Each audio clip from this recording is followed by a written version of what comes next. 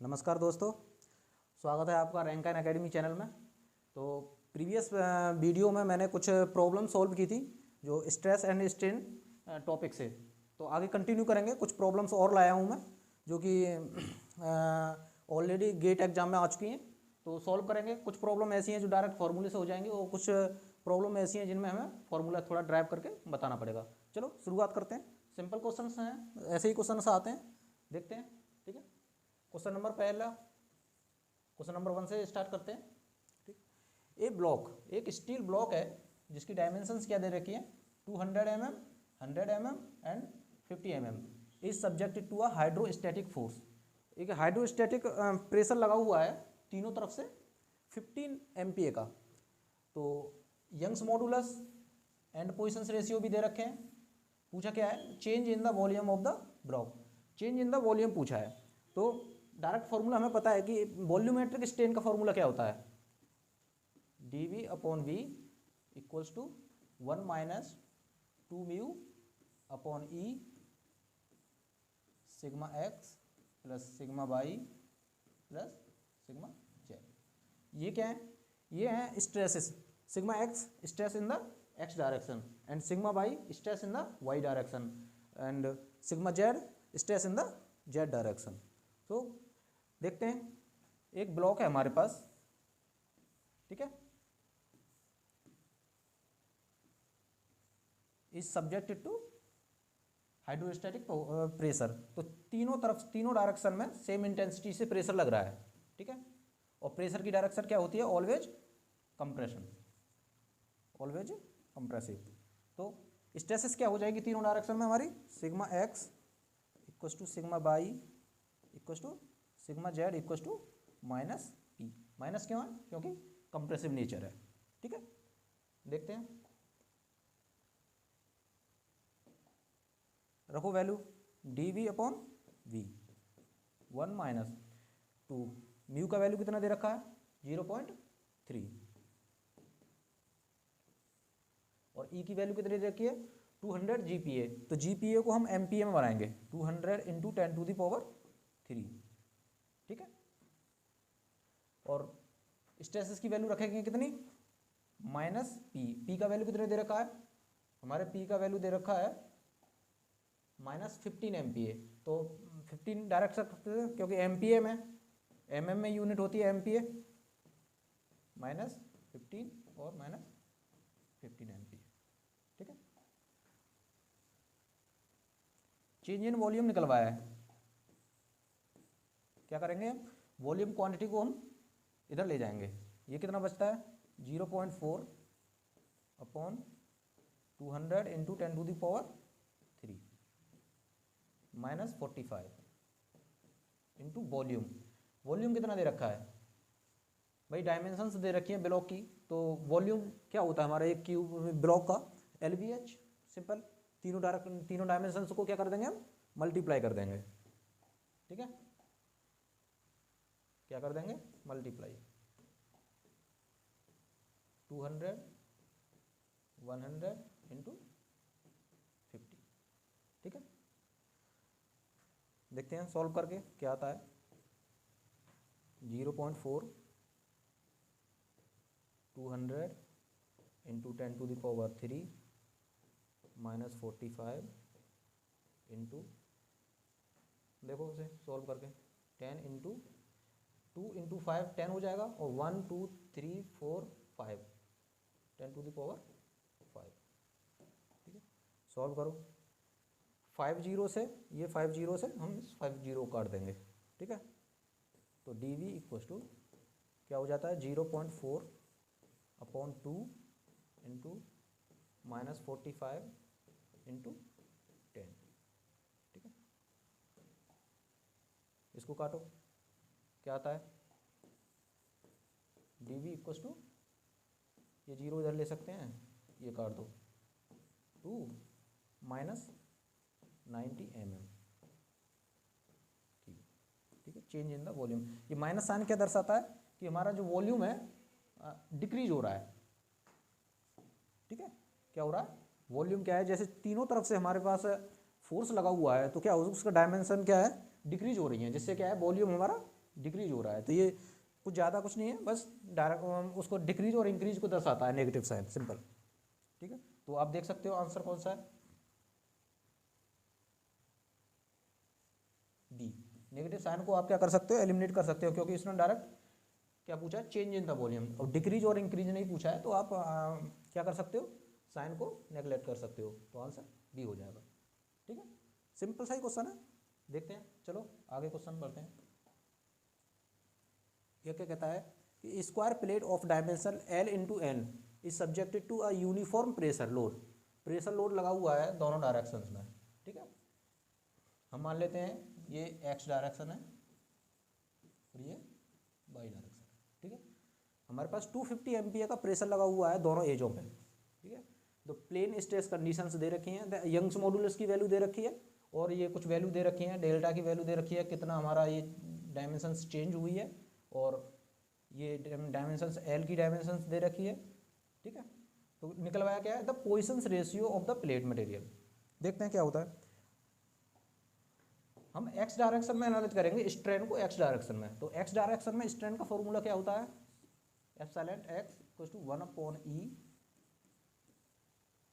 Sigma x minus mu sigma x sigma y plus sigma z. अब क्या है, sigma Z direction में तो कोई फोर्स है नहीं और कोई प्रेशर भी नहीं है, तो सिग्मा जेड को हम क्या ले लेंगे, 0 ले लेंगे। ठीक है, अब स्ट्रेस की जगह पे क्या लगा हुआ है हमारा, कंप्रेसिव प्रेशर। प्रेशर की डायरेक्शन ऑलवेज कंप्रेसिव रहती है, तो सिग्मा एक्स और सिग्मा वाई को क्या ले लेंगे हम, माइनस पी के बराबर ले लेंगे, यानी माइनस 250 एमपी। ठीक है, अब स्ट्रेन क्या होती है, एक्स डायरेक्शन में हम स्ट्रेन निकालते हैं, तो final length original length upon original length. तो फाइनल लेंथ क्या हो जाएगी इस ब्लॉक की, प्लेट की, देखो तो फाइनल लेंथ होगी एल माइनस ये डेल्टा है, ये वैल्यू डेल्टा है, और इधर से भी डेल्टा कंप्रेस हुआ है, तो 2 - 2 डेल्टा कम हो जाएगी, -2 डेल्टा। फाइनल लेंथ भाई कम हो जाएगी क्योंकि इसको प्रेशर के द्वारा कंप्रेस किया जा रहा है। ठीक है, माइनस एल, देखो L -2 delta minus L upon L, तो एल से एल कट जाएगा, हमारा स्ट्रेन क्या बचेगा एक्स डायरेक्शन में -2 डेल्टा अपॉन एल। अब -2 डेल्टा की वैल्यू दे रखी है 0.001 मीटर। ठीक है, अपॉन लेंथ की वैल्यू दे रखी है 2, क्या हो जाएगा -0.001। स्ट्रेन आ गई हमारी ये। ठीक है, तो फॉर्मूले में रख देंगे, सिंपल। वैल्यू कितनी आई है हमारी स्ट्रेन की, -0.001 इक्वल्स टू ई की वैल्यू, यंग्स मॉडुलस की वैल्यू कितनी दे रखी है, देखो 200 GPa। इसको एमपीए में बना लेंगे, 200 × 10⁻³ अब सिग्मा एक्स की वैल्यू क्या है, -p -250 minus mu. Sigma y की वैल्यू क्या है, same as that sigma x -250। ठीक है, तो यहाँ से हम सॉल्व करेंगे, देखते हैं कितना आता है, × 10⁻³ -250 कॉमन ले लेते हैं, 1 माइनस म्यू। ठीक है, माइनस से माइनस साइन कैंसिल आउट कर देंगे, ये 3 0 से ये 3 0 डाउन कर देंगे, क्या आता है, सॉरी इसको मैं कैंसिल आउट कर देता हूँ। ठीक है, देखो सॉल्व करके 1 minus mu 200/250। Okay, 1 minus mu, इसको कैंसिल आउट करते हैं तो कितना आ जाता है 0.8। तो म्यू की वैल्यू क्या आ जाएगी हमारी 0.2। तो पोइसंस रेशियो की वैल्यू हमारी कितनी आ जाएगी 0.2। ठीक है, आंसर हमारा हो जाता है पोइसंस रेशियो का कितना 0.2। ठीक है, सिंपल सा ही क्वेश्चन है, बस थोड़ा सा स्ट्रेन में वैल्यू का ध्यान रखना है। चलो नेक्स्ट क्वेश्चन पर बढ़ते हैं। ये क्वेश्चन है, a point mass of 100 kg is dropped into a massless elastic bar. एक इलास्टिक बार है जिस पे क्या हुआ, मास एक गिर रहा है, तो क्या होगा जब फोर्स लगेगा उस पर, किस टाइप का फोर्स लगेगा, हमने किसी बॉडी को किसी बार पे गिराया तो क्या हुआ, इम्पैक्ट फोर्स क्रिएट होता है। इम्पैक्ट फोर्स कहते हैं उसे, जब कोई सी बॉडी पे हम डायरेक्ट एक साथ फोर्स लगाते हैं क्या होता है, इम्पैक्ट फोर्स।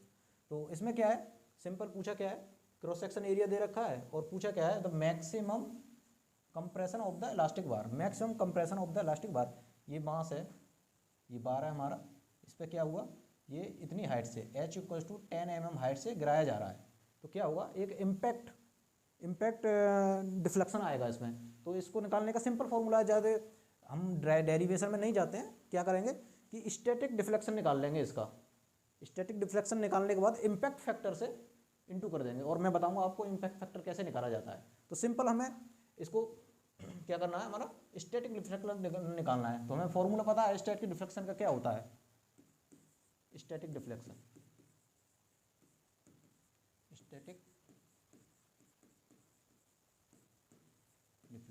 क्या होता है, डेल्टा स्टैटिक PL अपॉन ए। मैंने प्रीवियस प्रॉब्लम में भी ये फॉर्मूला बताया था, ठीक है। P क्या है, फोर्स जो लग रहा है, कि 100 kg का है, इसको फोर्स में कन्वर्ट करोगे क्या हो जाएगा, 100 mg। जी का वैल्यू लेते हैं हम, 10 दे रखा है जी का वैल्यू, ठीक है, 10 दे रखा है। लेंथ ऑफ द बार कितनी है, 1 मीटर, इसको mm में कर लेंगे, 1000 mm अपॉन एरिया कितना दे रखा है, 100 mm square, 100 into Young's modulus की वैल्यू कितनी दे रखी है, 100 GPa, तो इसको भी एमपीएम बना लेंगे हम, 100 इंटू 10⁻3। देखो सिंपल सी कैलकुलेशन इसको कर सकते हैं, ये क्या होता है 0.1 mm। ये हमारा हुआ स्टैटिक डिफ्लेक्शन, ठीक है। हमें क्या निकालना है, इम्पैक्ट डिफ्लेक्शन, तो इम्पैक्ट फैक्टर निकालना पड़ेगा हमें। इम्पैक्ट फैक्टर का फॉर्मूला पता होना चाहिए, सिंपल सा ही फॉर्मूला है, मैं आपको बता देता हूँ। तो ज़्यादा कुछ अंदर जाना नहीं है, क्योंकि इसमें क्या होता है कि एनर्जी को बैलेंस करके बताना होता है, तो इम्पैक्ट फैक्टर निकल के आता है बाद में। तो हम डायरेक्ट क्या करेंगे, इम्पैक्ट फैक्टर को, फॉर्मूले को याद कर लेंगे और ऐसे क्वेश्चनों को ईजिली सॉल्व कर पाएंगे, तो ज़्यादा दिक्कत नहीं हो पाएगी। तो हम क्या करते हैं, इम्पैक्ट फैक्टर का फॉर्मूला देखते हैं क्या है। इम्पैक्ट फैक्टर का 1 plus 2h upon delta static, ठीक है। निकालते हैं 1 प्लस 2 इंटू h, जिस हाइट से हमारा ऑब्जेक्ट गिर रहा है, कितना है 10 mm, ठीक है। स्टैटिक डिफ्लेक्शन कितना आया था हमारा 0.1। इसको सॉल्व करते हैं, 1 प्लस कितना हो जाएगा 201। इसको तो हम कैलसी से ही सॉल्व कर पाएंगे, देखते हैं।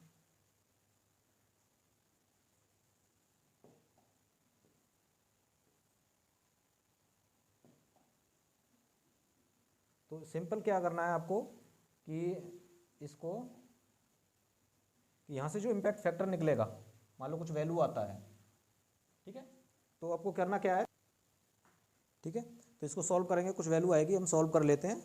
तो कितनी वैल्यू आती है, ये आती है हमारी 15.177, ठीक है। अब हमें क्या निकालना है, impact deflection due to impact load, ठीक है। तो क्या होगा, simple delta static into impact factor, ज़्यादा कुछ नहीं है इसमें।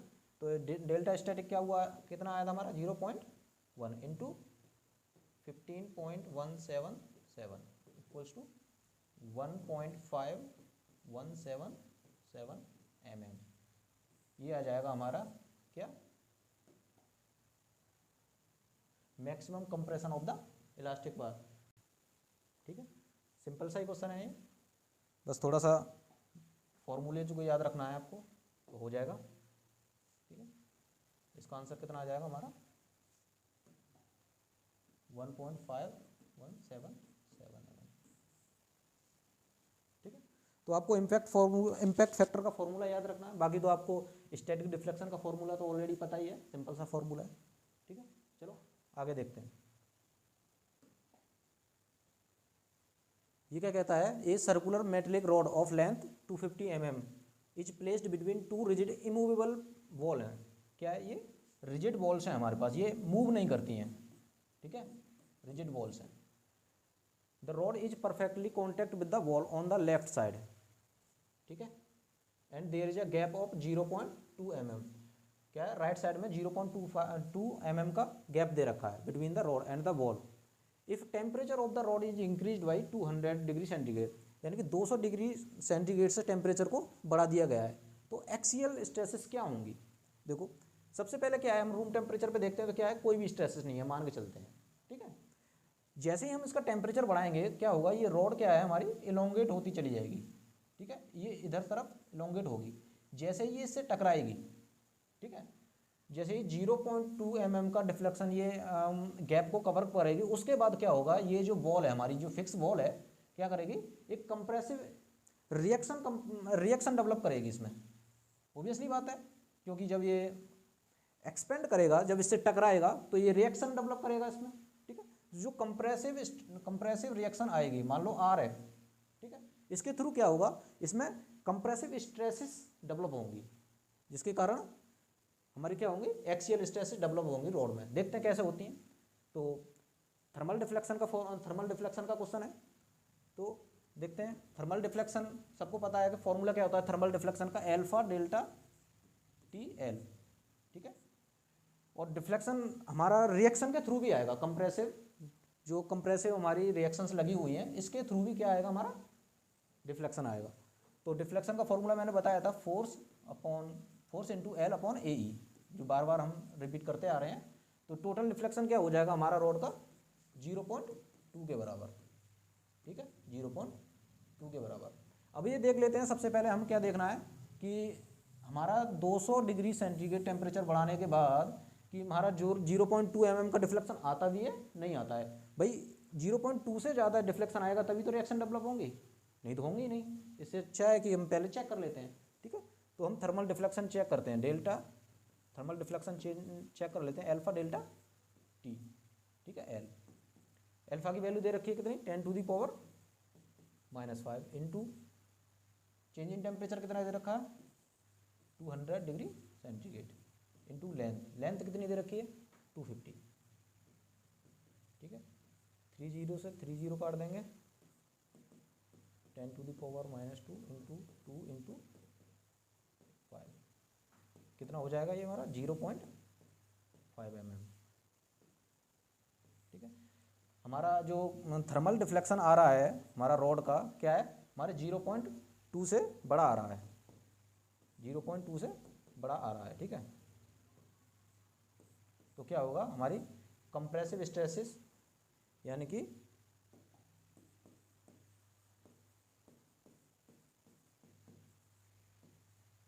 कंप्रेशन विल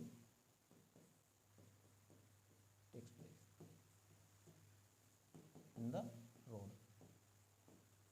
भाई रॉड में हमारा क्या होगा, कंप्रेशन क्रिएट होगा, किसके कारण, कंप्रेसिव रिएक्शन के कारण। ठीक है, तो जो पहले वाले फॉर्मूले पे आते हैं हम इस पे। ठीक है, क्या कहता है भाई, यहाँ से हम स्ट्रेसेस का एक फॉर्मूला ड्राइव करेंगे। ठीक है, फॉर्मूला क्या आएगा, delta T, alpha delta t L, तो आर अपॉन ए यानी कि पी अपॉन ए को हम स्ट्रेसेस लिख सकते हैं सिंपली, फोर्स अपॉन एरिया, तो हमने स्ट्रेसेस लिख ली, एल अपॉन ई। मान लो उसको हम लैम्डा मान लेते हैं जो गैप दे रखा है। ठीक है, यहाँ से सिग्मा की वैल्यू निकालते हैं, क्या आती है देखो, sigma alpha delta t L minus lambda upon L into E. जो हमारी स्ट्रेस का फॉर्मूला आता है हमारा, ये आता है। ठीक है, अब क्या करेंगे, सिंपल इसमें जो वैल्यूज दे रखी हैं इस फॉर्मूले में रख देंगे और हमारा आंसर आ जाएगा। देखते हैं क्या क्या वैल्यूज दे रखी हैं। सिग्मा इक्वस टू अल्फा की वैल्यू कितनी दे रखी है, 10⁻⁻5, चेंज इन टेम्परेचर 200, लेंथ कितनी दे रखी है, 250। ओके, गैप कितना दे रखा है 0.2, लेंथ 250 इंटू ई की वैल्यू कितनी दे रखी है, देख लेते हैं, क्रॉस चेक कर लेते हैं। ई की वैल्यू दे रखी है हमारे पास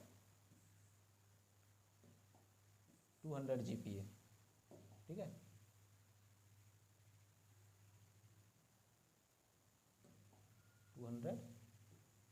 GPa एमपीए में बना लेंगे इसको 10⁻3, ठीक है। इसको थोड़ा सा छोटा कर लेते हैं, कैसे होगा ये छोटा, ठीक है। इसको थोड़ा छोटा सा कर लेंगे जो कि सारी चीज़ें क्लियरली दिख पाएँ। सॉल्व करते हैं इसको। ये कितनी वैल्यू आई थी हमारी 0.5 माइनस 0.2 अपॉन 250 इंटू 10⁻3, ठीक है।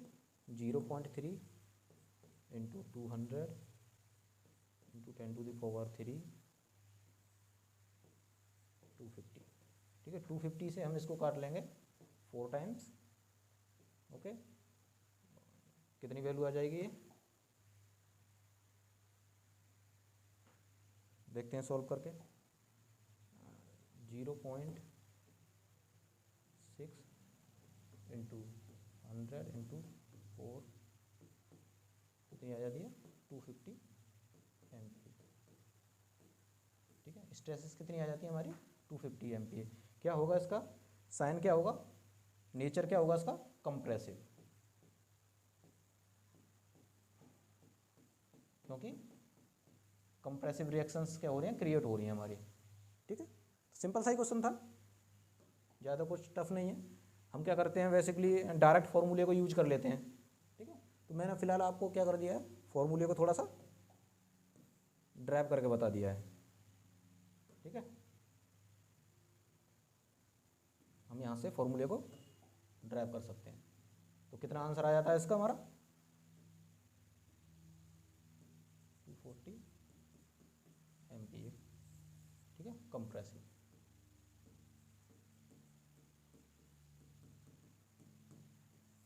सिंपल से ही क्वेश्चन है, आपने पढ़े भी होंगे और इनसे रिलेटेड ही क्वेश्चन आते हैं। तो ज़्यादा इधर उधर के क्वेश्चन देखने की ज़रूरत नहीं है। आप क्या करना है, गेट के प्रीवियस क्वेश्चन को ही ज़्यादा से ज़्यादा अहमियत दे के चल सकते हैं, जिससे कि आप एग्जाम को ईजिली क्रैक कर पाओगे, ठीक है। Thank you. मिलते हैं आगे की वीडियो में, कुछ क्वेश्चन और बाकी हैं इस चैप्टर में, तो मैं आगे की वीडियो में कवर अप करूँगा, क्योंकि इसी वीडियो में कवर अप करता तो काफ़ी लंबी वीडियो हो जाती। चलो मिलते हैं, थैंक यू।